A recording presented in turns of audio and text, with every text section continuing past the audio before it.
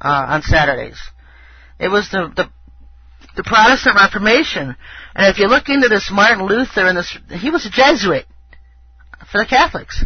And he was the one that was instrumental in starting this whole Protestant Reformation thing, and then having everybody moving Sunday worship to the first day of the week and blah blah blah. Look at who the founding fathers actually were that the church is basing everything on. They're Jesuits working for the Catholic Church. You have King James, who was a homosexual Satanist. I mean, come on, folks. Question from a listener. Hey, Sherry, have you heard you talk about mylar blankets for the window and walls in your home to protect against technology and elf beams? And I wanted to know where I can purchase these blankets from. You can get mylar blankets from Amazon. I got like 12 for like $3. So, Amazon.com.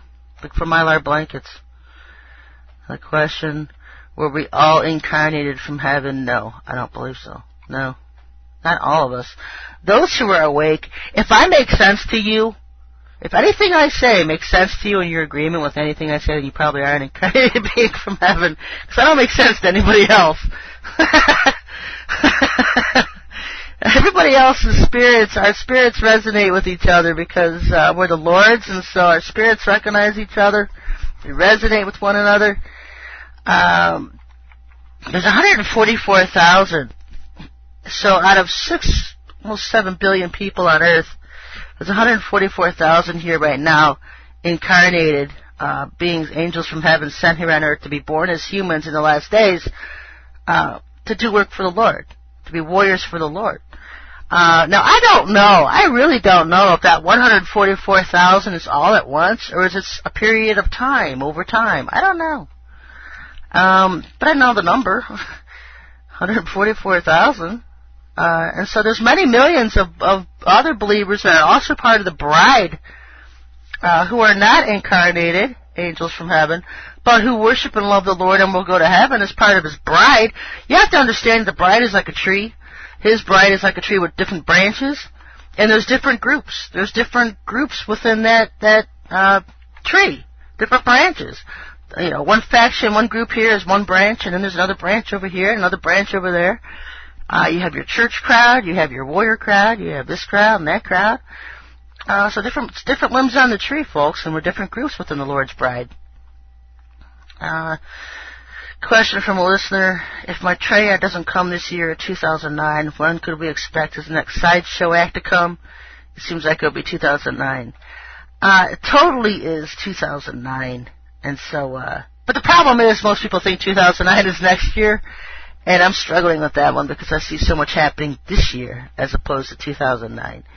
And so it could be 2008, could be 2009. That's why I can't peg a year on it. Because we need to watch for him. Whenever he arrives, March is a dominant month for him. So just watch him in March, May, July. The summer months, the spring and summer months are dominant for the arrival of this Iranian Mahdi. Now, Jesus, Sananda, when he comes to Earth and his host of UFOs, his dominant months are September and November. Oh, I was going to mention because, I've always been worrying about September, and like last November, Benny Hinn was in Israel for 2 weeks last November, and I was noticing in the codes, I've always been aware that those are the 2 hot months for the Sananda's arrival on Earth. Noticing the coincidence that Benny Hinn was going to be in Israel for 2 weeks in November, when November was one of those hot months for Sananda's arrival. Well, guess when he's in Israel this year? He's in Israel September of this year. And so he obviously knows too. I think he knows too, that those are the 2 months when this Jesus is going to come to Earth. It's going to be September or November. I would strongly believe September, and what I'm thinking is that if something happens and NASA can't bring him to Earth, NASA aiding, if NASA can't bring him to Earth, then he's got his backup date of November. It's really going to take a huge Hollywood production to bring him down to Israel with the fake angelic hosts and the UFOs and the whole charade thing going, and then you got to have the television cameras there to catch it all, so the rest of the world can see it. So yeah, his dominant months September, November, and Maitreya's dominant months the spring months and early summer, and so just things to watch for, folks. We do have a dollar crash coming.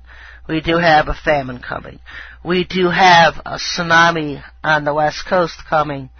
A lot of the West Coast is going to go underwater. And I was almost hesitant to even start warning about that tonight, but you know, I've had a vision of it 2 years ago when I saw LA sink under the water.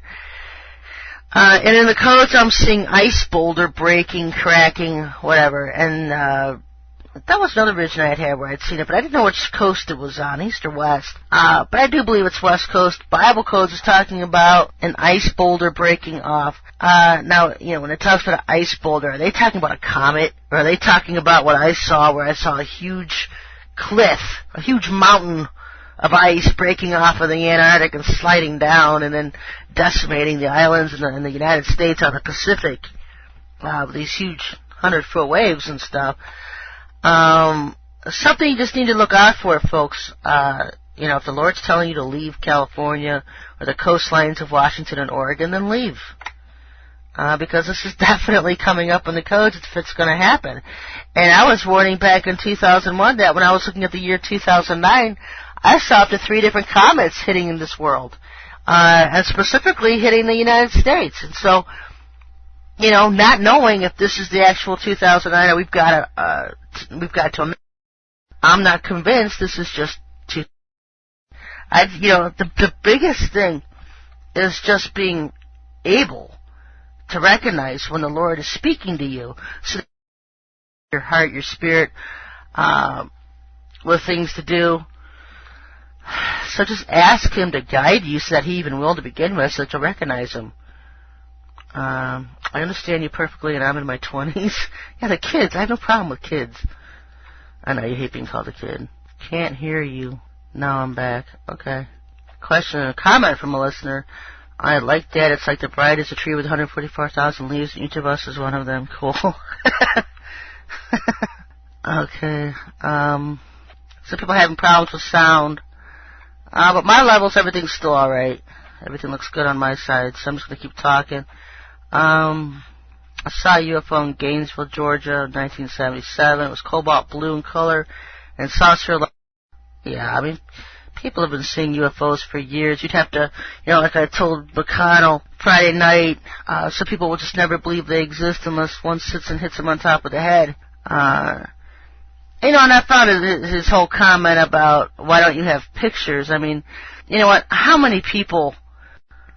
Totally off. Okay, we're back. I don't know how long that went off, but... Yeah, I'm back. Until next week, folks. You should be able to catch all this on archives if your sound was coming in and out. Because I've seen in the codes where they're going to be cracking my broadcast, breaking them up, and so, you know, just more toys of theirs to do. The CIA owns the servers on the internet, folks, and so we're really at the mercy of our government anyway, just to have internet access. Because they own the servers. They own the servers to them. All right, everybody. Until next week. God bless.